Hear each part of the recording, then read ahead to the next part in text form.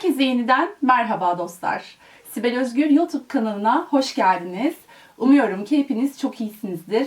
Sağlığınız ve keyfiniz yerindedir diye ümit ediyorum. Bugün manifestinizi önemli ölçüde hızlandıracak, hedeflerinizi ve isteklerinizi hayatınıza hızla çekecek, çok acayip, çok etkili, ultra etkili bir yöntemden bahsedeceğim. Hepinize iyi seyirler diliyorum.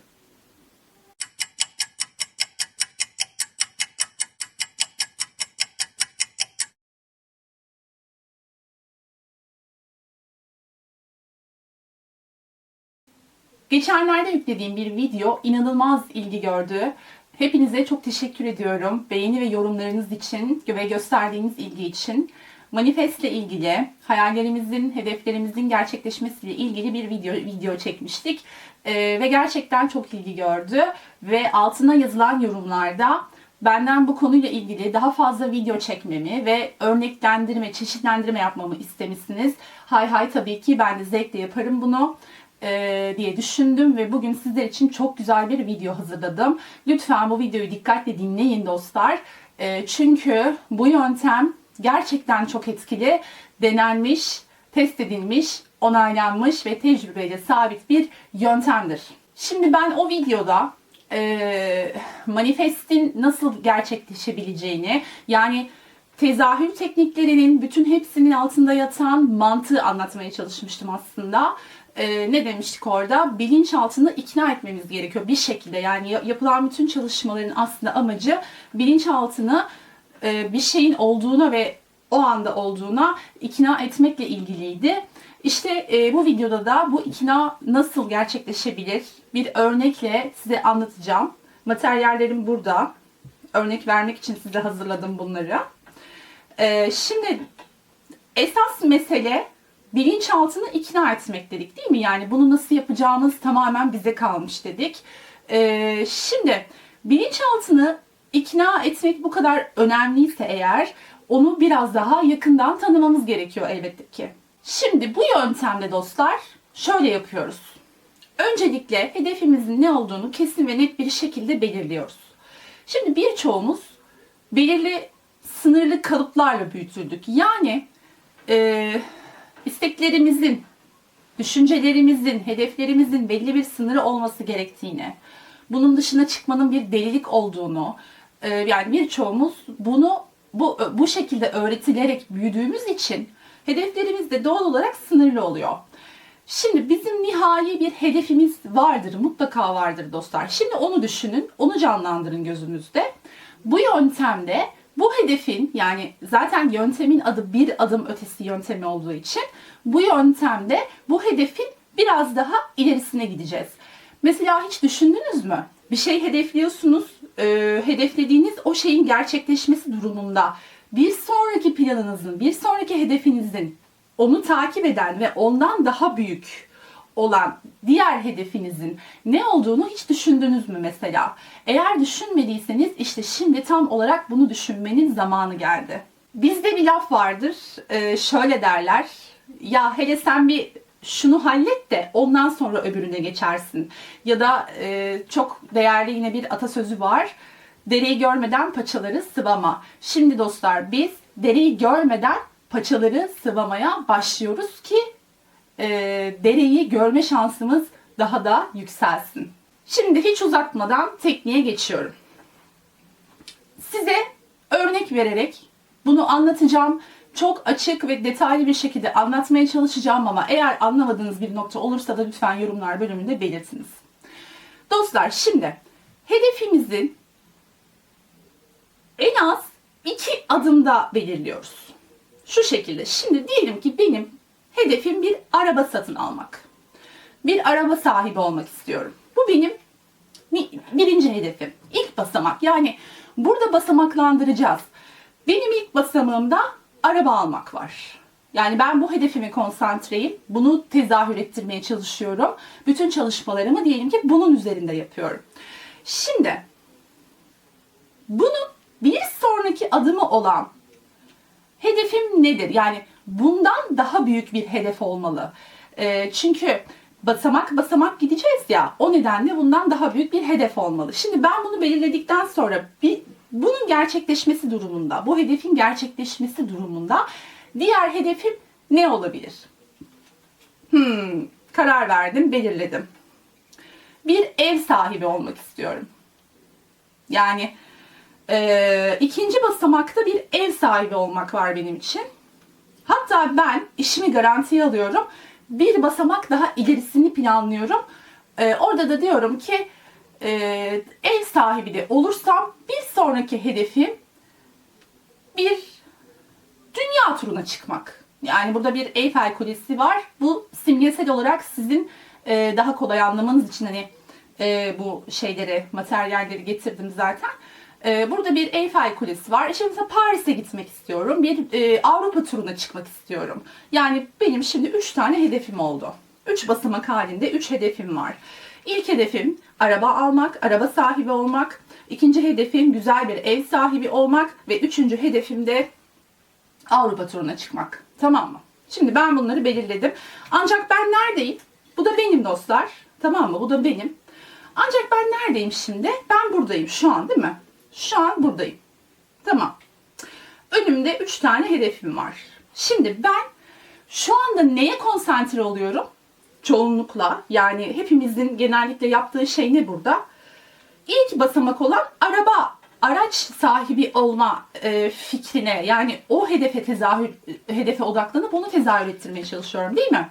Şimdi bu yöntemde ne yapıyoruz dostlar, biliyor musunuz? İlk basamağı atlıyoruz, ikinci basamağı tezahür ettirmeye çalışıyoruz. Yani sanki bu hedefimiz gerçekleşmiş de sıra bundaymış gibi tezahür ettirmeye çalıştığımız şey ev oluyor. Yani benim buna yoğunlaşıyorum. Ev hedefine yoğunlaşıyorum. Ona sahip olduğumu hissetmeye çalışıyorum. Anlatabildim mi? Şimdi ben bunu yaparak araç sahibi oldum. Değil mi?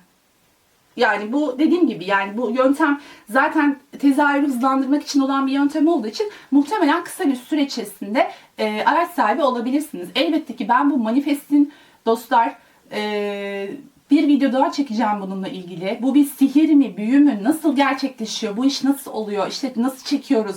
Bunların hepsini size detay detay anlatacağım. Mantığınıza yatacak. Yani bu bir sihir değil, bu bir büyü değil, hurafe değil.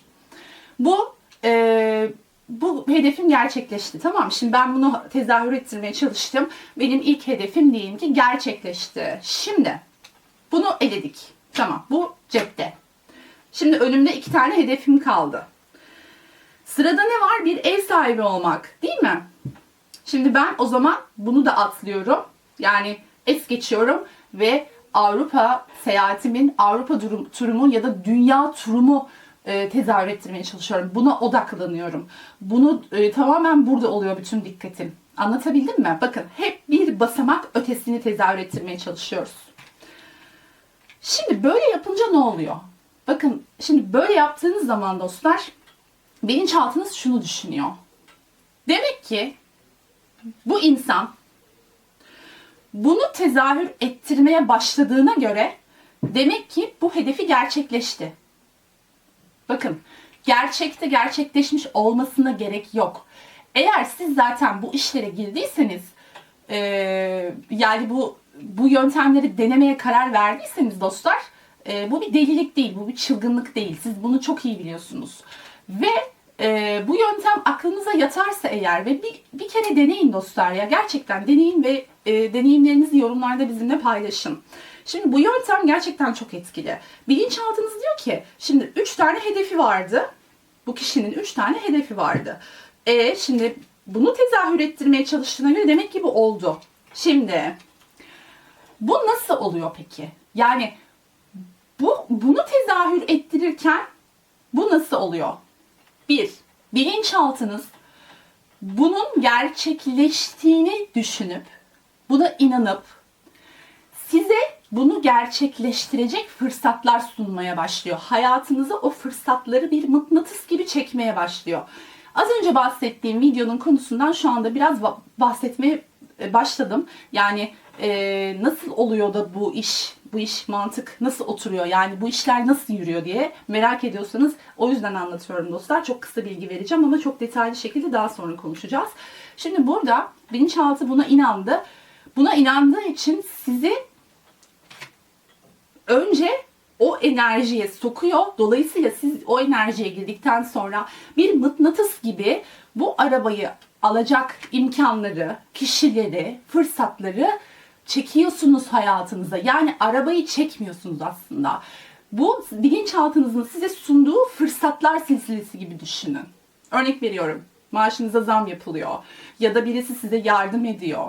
Ya da para biriktiriyorsunuz bir şekilde. Ya da uygun bir araç fırsatı çıkıyor karşınıza gibi düşünebilirsiniz bunu.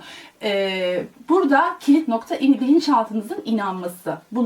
Bunun olduğuna inanması. Yani siz hani hep bahsediyorum ya, olasılıklar evreninde sizin için yaratılmış olasılıklar var. Böyle askılarda seçenekler asılı. Siz seçiyorsunuz.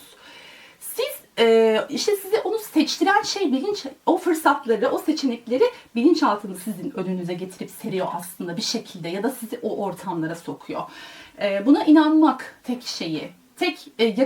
bu işin tek yakıtı bilinçaltının buna inanmış olması. Şimdi şunu diyecek olanlarınız olabilir. Ya benim hedefimin daha ilerisi yok ki. Ya ben ona bir ulaşayım da başka bir şey istemem. Dostlar, insanoğlunun her zaman istekleri olur. Ve hedefin her zaman daha ilerisi mutlaka vardır. Bunu bulun. Bunun ne olduğunu bulun. İlk hedefiniz gerçekleştikten sonra ikinci sırada ne var?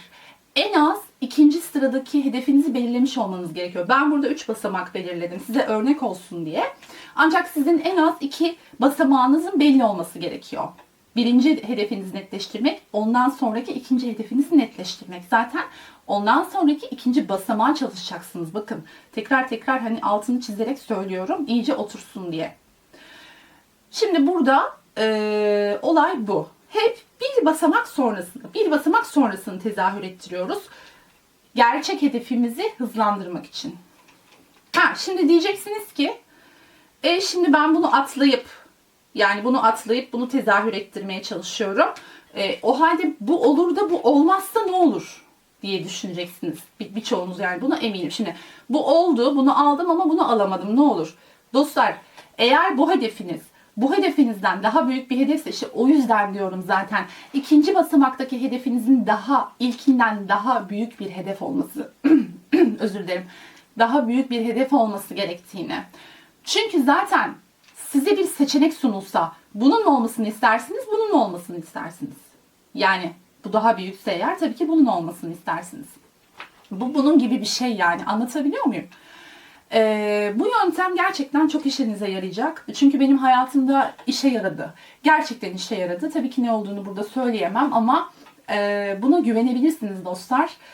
Zaten işe yaramış olduğu için sizinle paylaşıyorum. Siz de bunu bilin, siz de bunu uygulayın ki sizin de hayatınızda bir şeylerin değiştiğini görelim.